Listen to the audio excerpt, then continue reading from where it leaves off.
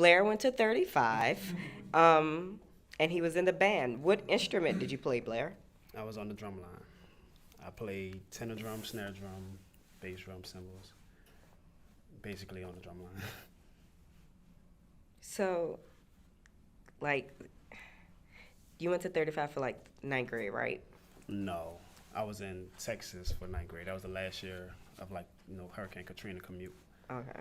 I was at 35, 10th grade year. That's when I Okay. started. Um,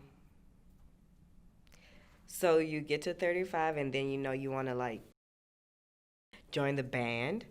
How do you like? Do they teach you how to play drums, or you just learn how to play drums, or it's not that hard, or? I mean, as far as like the culture of New Orleans, kids start off playing instruments pretty young. Mhm. So elementary school, is when kids first pick up instruments, pick up sticks, things like that. So by the time you get to high school, it's an expected level of craftsmanship that you have to have when you get to high school. So I went in already knowing how to play. Long story short, I first learned in seventh grade at Thurgood Marshall Middle School. That's when I first started Yeah. playing. Yeah. So you like, how many people are in the band, or how many people were in the band? Because I don't think you play now, do you? It was about 90, 93, something like that. I mean, Blair, what halftime y'all did halftime at Tag On Me? It was different stadiums. There's a lot of different stadiums where the high schools play. In New Orleans, Tagoma being the main one, Pan American, Berman, lots of stadiums like that. But for the most part, football is big in New Orleans, but the band is probably as big as football is. So halftime shows still are as important as the actual game. So like people pay attention to that. Like they know who's the band director, they know who kid is playing what instrument. They know the kids on the field. They know the dancers, who auntie daughter dancing. They know all that. So it's a real big thing, and it's real ingratiated into the community because parents really care about getting their kids involved in extracurricular activities as far as like majorettes, flags, Yeah. dance, band in general. So for those of you guys who don't know, the marching bands in New Orleans, and a lot of like, especially black high schools, their band is not just music. Well, not just musicians. It's also the majorette, cheerleader, dance team, color guard. Anything else, Blair? Yeah, that's about it. Basic auxiliary units. Flag twirlers, things like that. Yeah. But they're cooler. Like they're not your Marine band with the one flag. Like they're like dressed in like sequins and they do like dances and it's a cool thing. I didn't make the majorette team because I didn't have good coordination. Halftime. Uh, so how did that go though? Like, okay, so if 35 and St. Aug had a show, who did the halftime? Like the band. Did y'all both do it? Yeah, we split halftime. Uh, I think it would be about 8 minutes apiece. They give each side 8 minutes, and depending on who was the home team, who was the away team, who would go first, go second. So yeah, every band does their own halftime show. If it's like a homecoming or something, then the homecoming teams, their show might be a little bit longer. Things like that. But yeah, both sides did a homecoming show. I mean, field show, and that's the thing. The field shows were like that defined the band for the most part during football season. Like, are the lines together? Does the band sound clean? You get that holistic sound in the stadium. And there was a lot of judgments going on during the field show as far as like, is your band the top tier band? Just like in a concert, not concerts. What do you think the public sees or what they saw when they saw, or when they see McDonald 35? Like, do you think it's still as prestigious as it was when we was in school? I mean, I could touch on that for a second. So after Katrina, 35 and McMain were the only two schools open. Right. So it was a lot of kids, like, they couldn't have enrollment process like they did before Katrina. So they was just forced to basically let in all the kids from around the city. So naturally that caused the academics to drop, and they never basically recovered from it. As far as how the bands go, it was a benefit for the marching bands for a time because you saw the numbers swell. Whereas you would have a school with an enrollment of 900, it was at 1,700. So naturally the band will go from 90 to 140. For those couple of years. So anyway, I graduated the class of 183. I know there was about 900 students in our school at the time. When right before I got there, it was like they put out about 500 kids because they had just opened up. I think it was Carr or something like that. School had just opened up, so a lot of those kids wound up getting redistricted. Yeah. But as far as the band goes, like it was a real big thing. You know, as far as we was talking about like the influence of having that many kids in a band program, because it kind of was like a resurgence for the band, and it carried that resurgence into the years to follow, because band was kind of dying off before Katrina, you know, and it kind of like resurged after Katrina because it was only like 3 or 4 bands, and they were so big, and they were able to present a full sound, so that kept the interest going. In my opinion, it was crazy back then. It was crazy. What's not crazy? It was crazy. I was in a band, so okay, before Katrina, it wasn't like the school system was based off of like the transportation system was city based. So we were catching the RTA. So you would see kids from a rival school at the same bus stop as you after practice. So you got a horn, I got my sticks, we gonna be waiting on this bus for an hour. Naturally, it's gonna happen, right? So the competition, it was crazy before Katrina. After Katrina, you know, they got, you know, each school got their own bus systems. You know, we started using yellow buses, things like that. It kind of died off, but then social media came up. So it was like, it went from face to face to like making videos, sending videos to other people like that. So it was like I still got videos, like my brothers were making videos, twirling cymbals, like jumping off the roof, twirling cymbals, like all type of stuff we used to do. Like for real, like it was real competitive, yeah. It still is. Like people, it's a page on Facebook right now where alumni, people ain't picked up a drum in 10, 12 years. Oh my God, are you serious? Oh my God. It's called a percussion connection, yeah, like literally, and they still like talking trash in the comment section.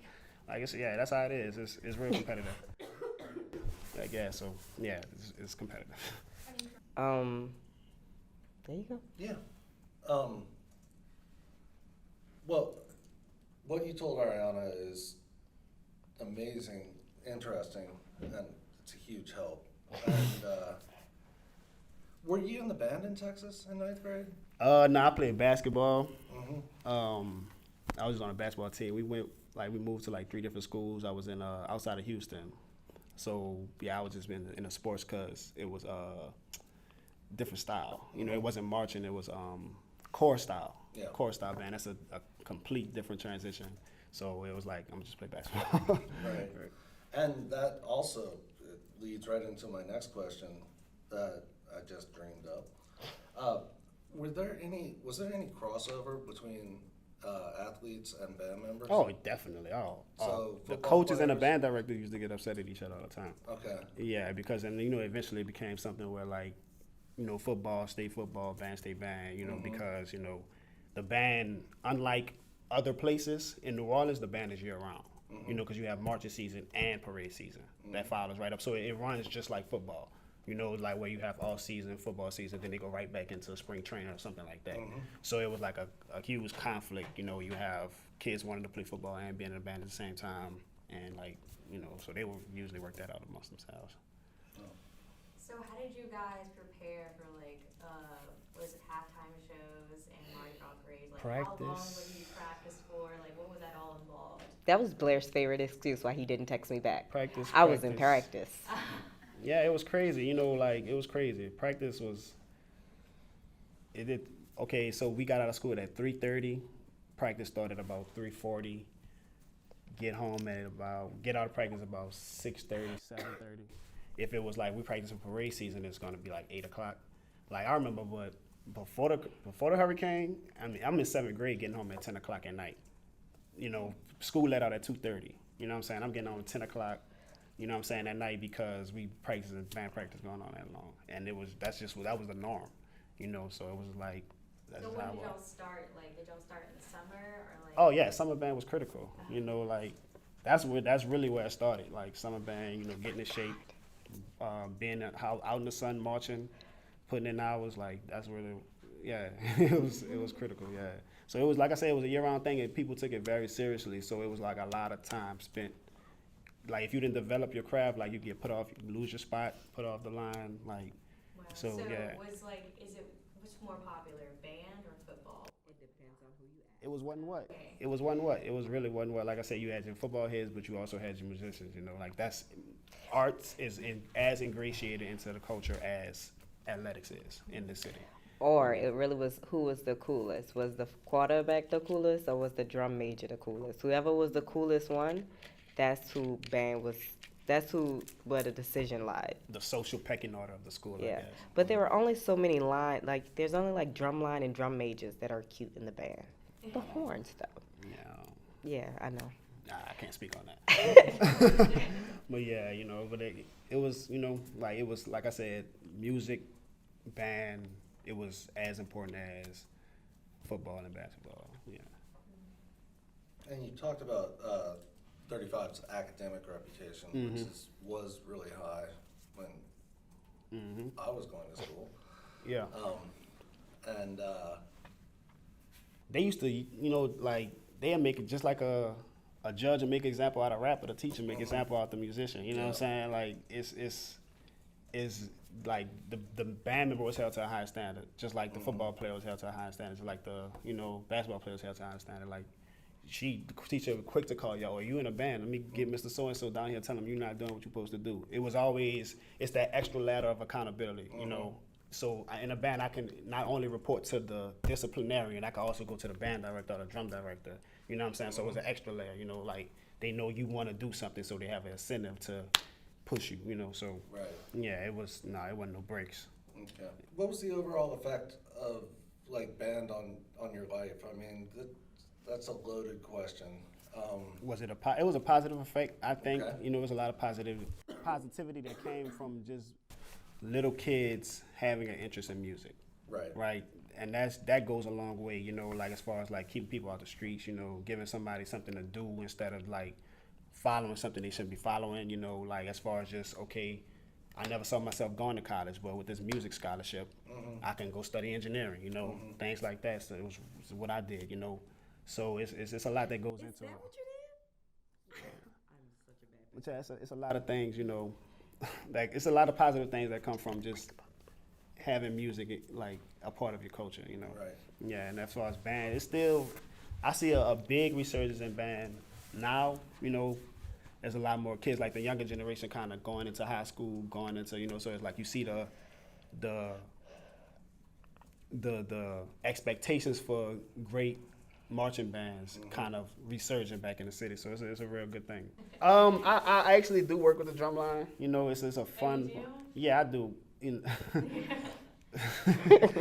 there's a lot of things. You know, like school is a little bit different than it was like when I was in school. You know, like the expectations, you know, kind of are different. You know, the teaching styles kind of have to change a lot. You know, and it's just like, you know, it's different. But now, you know, I work with a lot of third graders, fourth graders, fifth graders. So it's basically just picking up the sticks, learning stick control, basic rudiments, you know, things like that. So it's teaching discipline, you know, standing straight up for 15 minutes, you know, it's all right, you know, things like that, you know.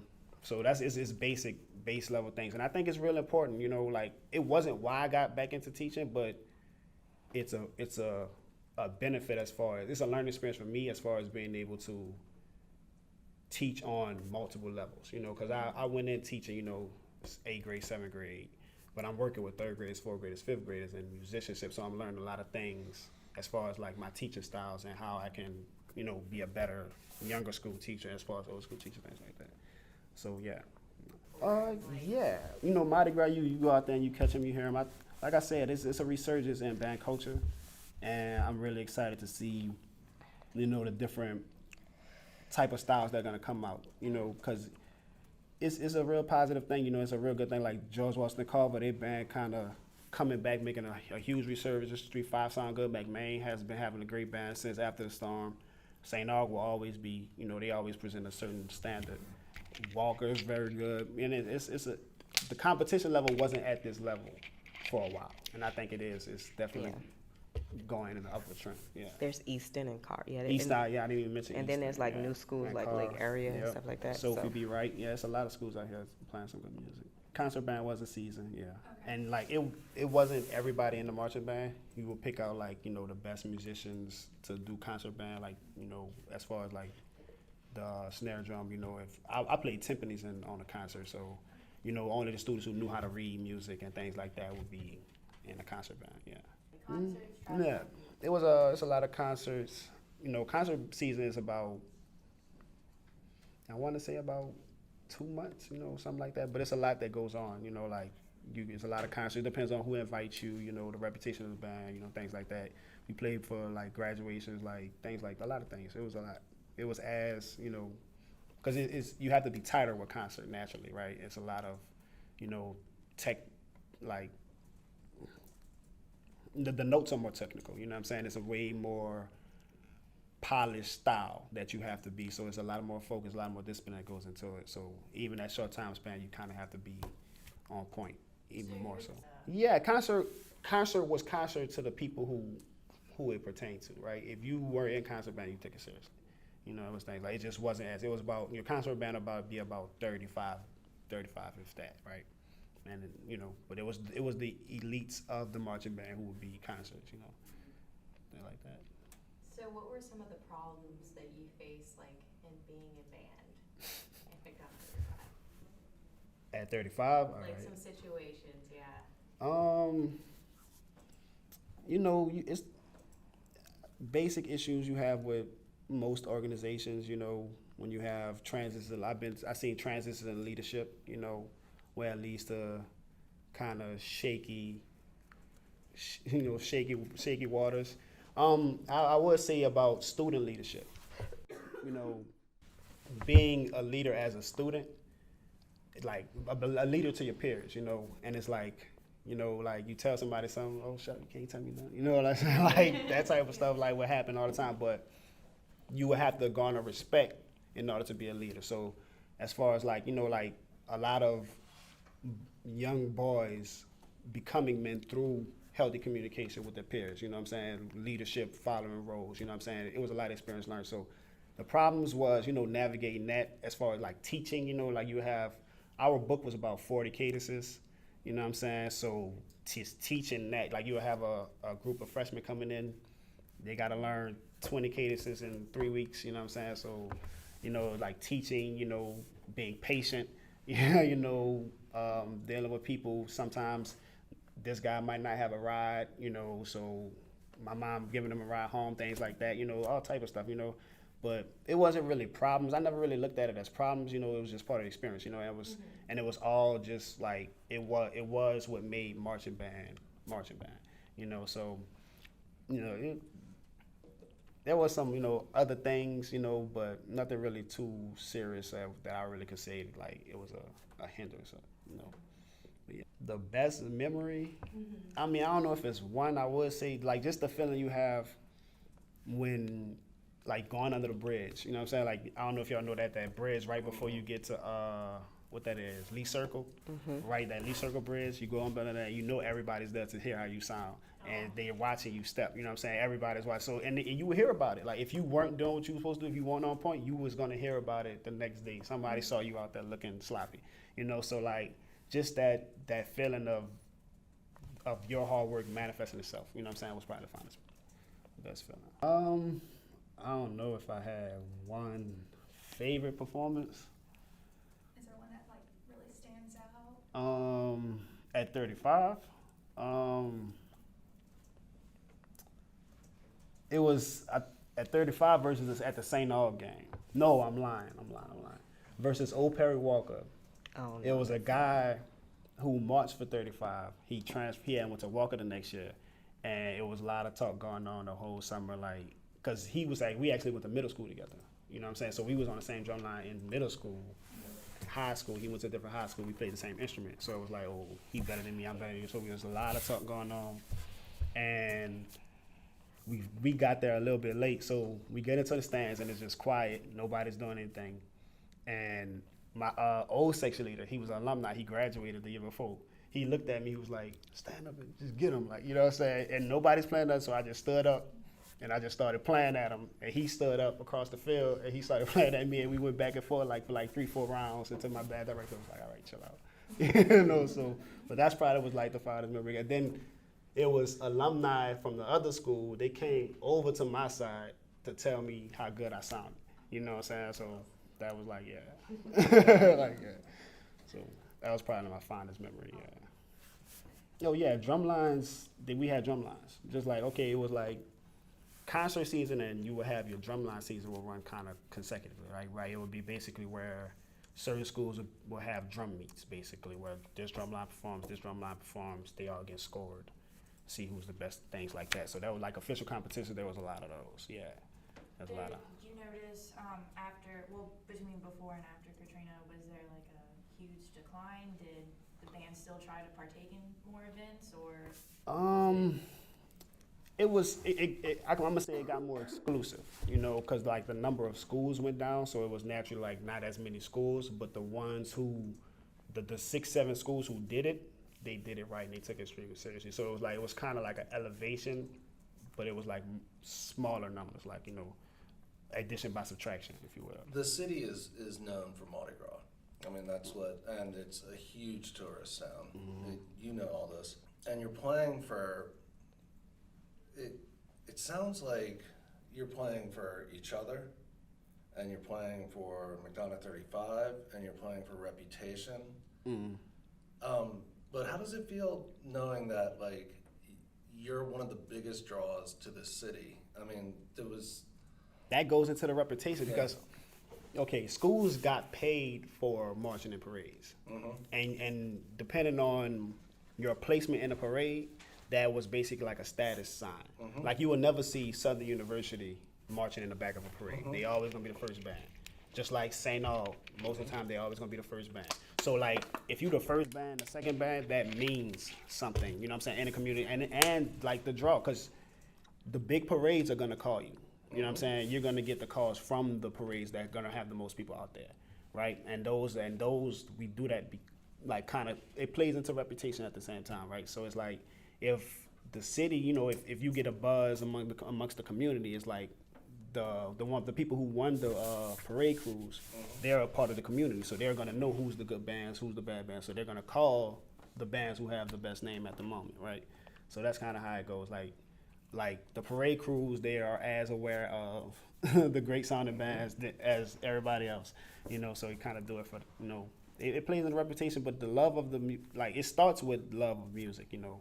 That's where it starts, like being able to put Aaron behind that because it's a very daunting task marching, like, and that's some things a lot of people estimate, you know, just being in band, whether it's choir, concert, marching band, it takes a lot out of you, practice and performing, it does. So, you know, like the love of it is actually what builds that stamina to be able to go out there and perform at a high level, you know, if that makes sense. Yeah. But yeah, Makes perfect sense.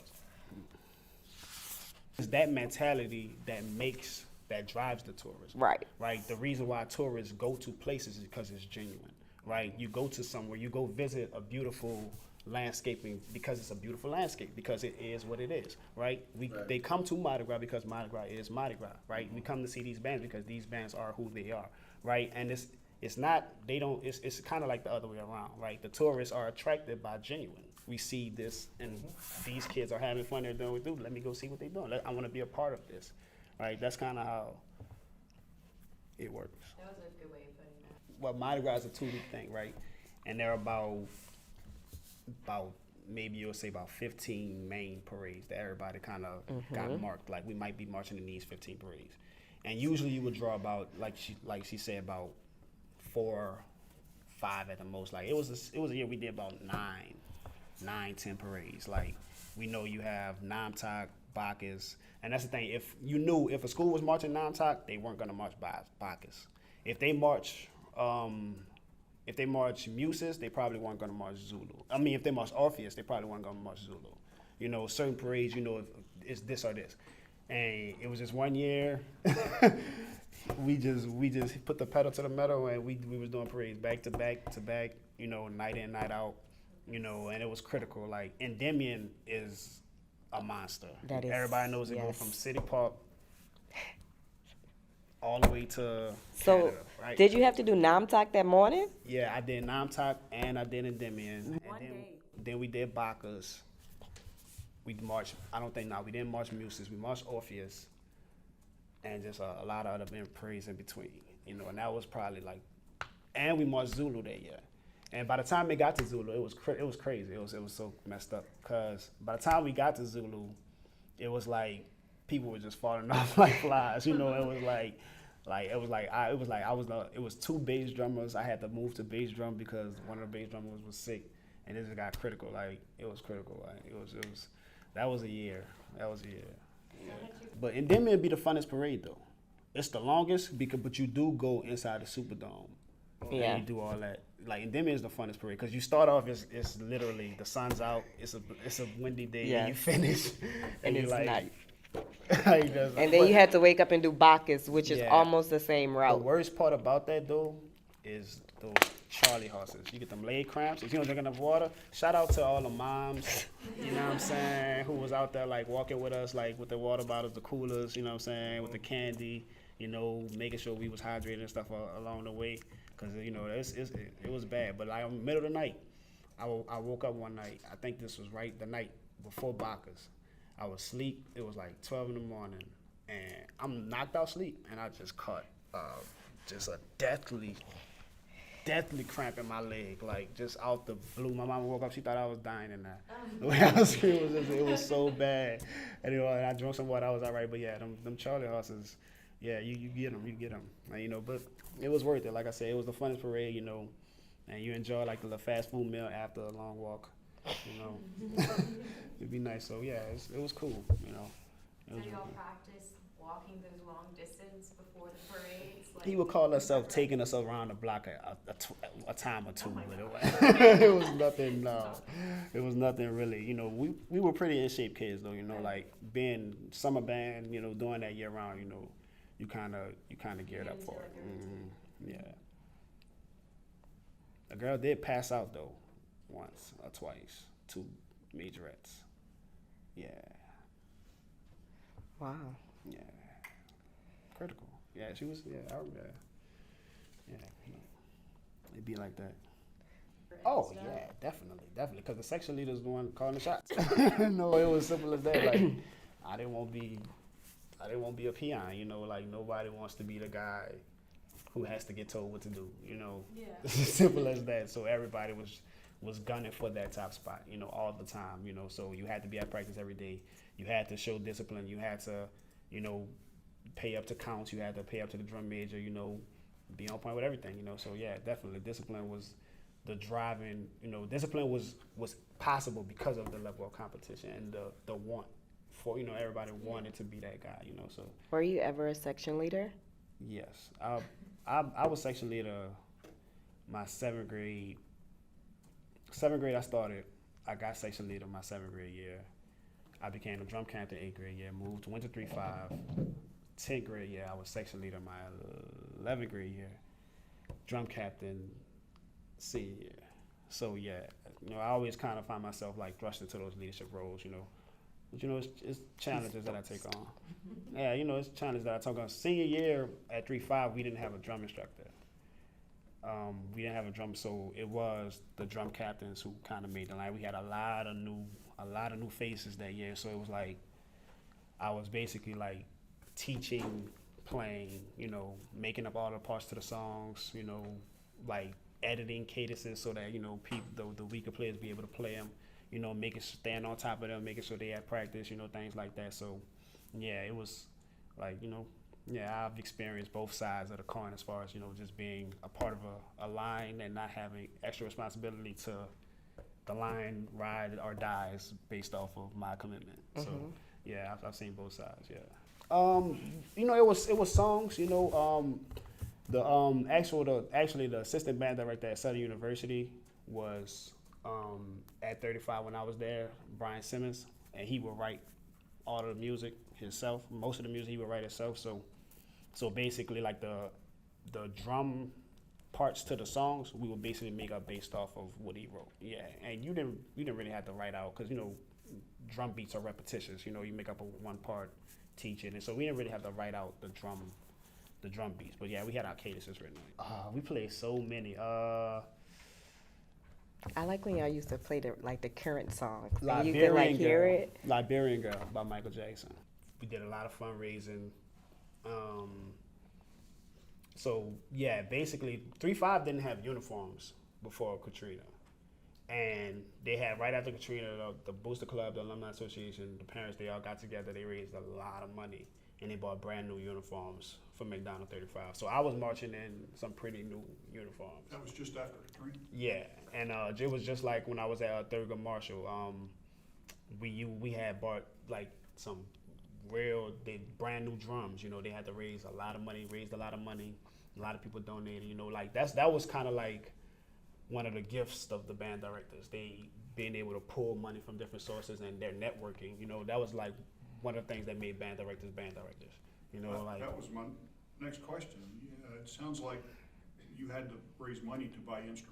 Mm-hmm. Oh yeah, and Tipitinas. It was a lot of, you know, this is a musical city, so you have a lot of organizations that, you know, donate instruments to schools, and it would basically be like you come perform, you know, you get donations. And Tipitinas, you know, I don't know if y'all the restaurant Uptown, they used to, I don't know if they still do, but like they had something every year. It was an annual like instrument giveaway. They would give out hundreds of instruments to all the schools, you know. I think I just saw something on that. Yeah, like, and they were real big for it, but it was a lot of other organizations that would just donate, you know, materials and things like that to schools. And yeah, and like I said, like the band directors had connections. You know, they went to these universities, so they'd get on the phone with a college and, you know, have them send some instruments over, things like that. It was all type of stuff, you know.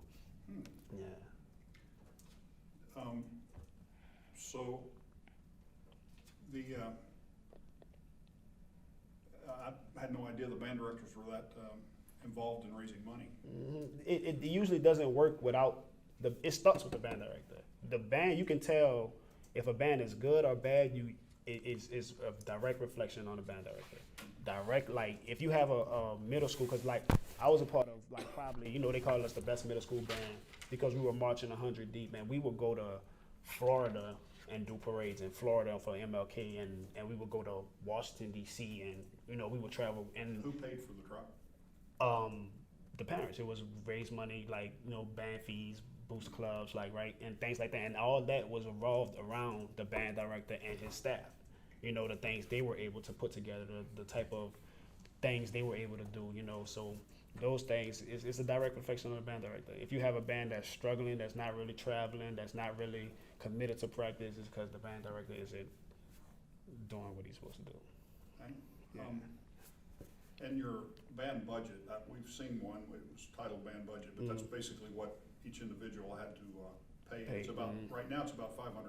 It was about, I think, if I don't remember correctly, like 300 probably was the highest band budget I had, like 300, like 150, something like that. Yeah. And I suspect that went directly to buy uniforms. Is that right? Uniforms, instrument. It was mostly for instrument repair. Okay. You know, fixing instruments, travel fees and things like that. Food, like after, you know, you'll go to a place, you know, we eating at Golden Corral, Ryan's, Shoney's, things like that. Like, so it was like, yeah, like that. It went straight to the band, yeah. So did the school pay for anything other than the band director's salary? I can't answer that directly. I probably not. I mean, no, because, you know, their budget was, you know, written. They had a certain amount that was allocated towards the band, but, you know, Orleans Parish School Board, you know, they probably was, my imagination, I would say it was a set budget, and everything extra was probably generated directly from the band. Yeah. Yeah. Wow, that's a lot of effort. Mm-hmm. And you said y'all did not have uniforms before Katrina. Yeah, I wasn't at 35, but yeah, they were marching in their PE uniforms. Yeah, they weren't the only school. Yeah, Sarah that's T. not. Reed Yeah, it's not. was marching like that. It was a lot of schools, like, you know, and some schools were having uniforms from 80, you know, like, yeah, 40, 50-year-old uniforms, things like that. But yeah, they raised the money. But most schools now, you know, you have those band directors that are committed, that know how to, you know, engage the community and raise money from the community. Yeah, they real good at that. I saw a newspaper article that there was a fundraiser just after Katrina to raise about $54,000 specifically for uniforms. So that might have been the seed money. That's about normal. Like, yeah, like those uniforms cost, and I haven't seen an unsuccessful band fundraiser.